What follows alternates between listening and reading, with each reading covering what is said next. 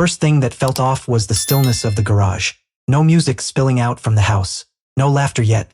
Only the low, steady buzz of the refrigerator through the wall and my wife's voice floating in from the living room. Too cheerful. Too rehearsed. "Honey," she'd said earlier, smiling too wide, "can you grab some chairs from the garage?" She never met my eyes when she asked. I stepped inside expecting dust. Half-empty paint cans. Stacks of boxes no one remembered packing. Instead, my suitcase stood upright near the workbench, zipped and squared away, like someone had practiced my departure more than once. On top of it rested a folded note. My handwriting style, her cruelty, perfectly disguised. "We have a new head of the family. You're out." Everyone agreed. New locks at 8 p.m. My breathing didn't change. That frightened me more than the message itself. I walked to the small window. Through the glass I saw them. My wife, her brother, my cousins, uncles who'd shaken my hand for years, even my own sister. Cheering, clapping, smiling as if they'd won something fair, something righteous. I made one call. Then I lifted the suitcase and left. The betrayal didn't begin that night. That was just the ceremony. It had started months earlier. Late dinners, muted phone calls, family gatherings where conversations died the moment I entered the room. I told myself I was imagining it.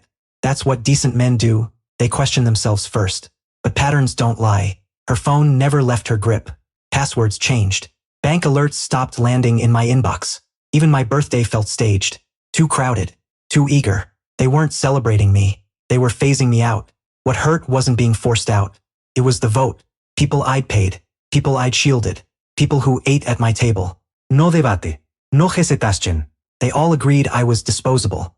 And my wife, the woman who once cried against my chest about loyalty, had already picked my replacement.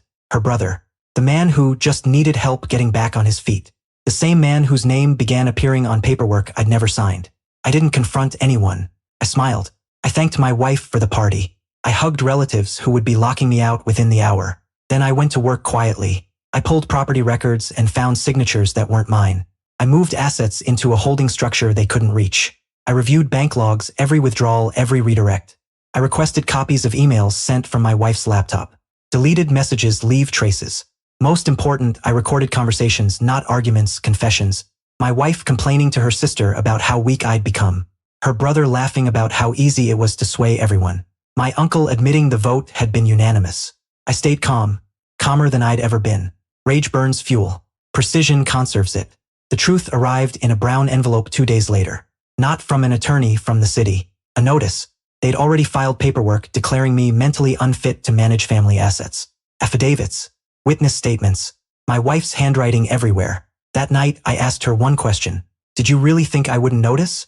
Her face fell not into guilt, but into fear. She tried to explain, tried to cry, said it was for the family. I never raised my voice.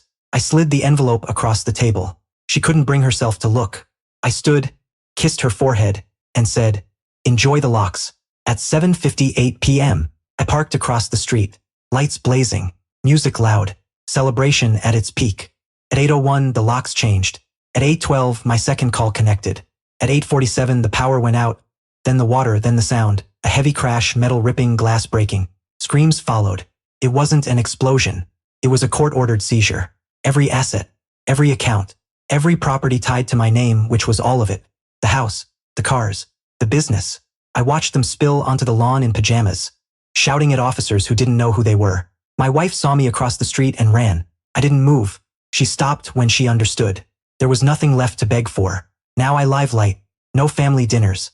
No verstas. No applause. Just silence, clean, honest silence.